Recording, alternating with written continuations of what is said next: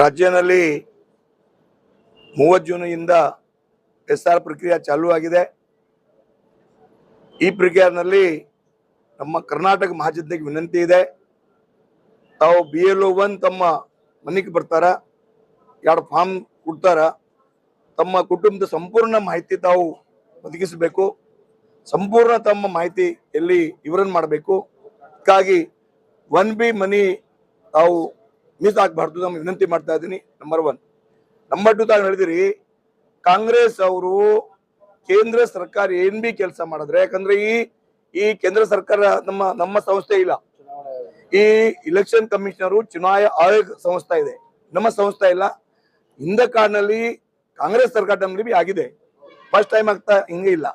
ಕಾಂಗ್ರೆಸ್ ಅಧಿಕಾರ ಆಡಳಿತದಲ್ಲಿ B one time ಆಗಿದೆ, 2002 SR ಆಗಿದೆ. ಇವತ್ತು ನಾವು ಮಾಡ್ತಾ ಇಲ್ಲ, ಸಂಸ್ಥೆ ಮಾಡ್ತಾ ಇದೆ. ಆದ್ರೆ ಕಾಂಗ್ರೆಸ್ಗೆ ಹಮೇಶ ಏನ್ ಬಿ ಆದ ದೇಶದಲ್ಲಿ ಕೇವಲ ಬಿಜೆಪಿ ಸರ್ಕಾರ ಮೋದಿ ವಿರೋಧಿ ಇಂತ ಅವರು ಆರೋಪ ಮಾಡ್ತಾರ. ಬಟ್ ಈ ಕೆಲಸ ಇಷ್ಟ ಸುಂದರ ಕೆಲಸ ಇದೆ.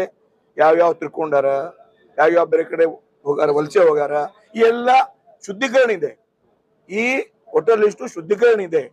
ಇದೇನ್ ಬಿ ಯಾವ ಅವರು ಮುಂದೆ ಬರಬೇಕು, ಅವ್ರು ಕಾಂಗ್ರೆಸ್ ಮನಿ ಒಳಗಿರಲ್ಲ, ಕಾಂಗ್ರೆಸ್ ಮನಿ ಬಿ ಇರುತ್ತೆ. ಅದಕ್ಕಾಗಿ ಕೇವಲ ಕಾಂಗ್ರೆಸ್ ಅವರು ವಿರೋಧ ಮಾಡ್ತಾ ಇದಾರೆ, ಏನ್ ಆಗಲ್ಲ. ಈ ಬಹಳ ಒಳ್ಳೆ ಕೆಲಸ ಇದೆ, ಸುಂದರ ಕೆಲಸ ಇದೆ. ಅದಕ್ಕಾಗಿ ಇಲೆಕ್ಷನ್ ಕಮಿಷನ್ ಅಭಿನಂದನೆ ಸಲ್ಲಿಸ್ತೀನಿ.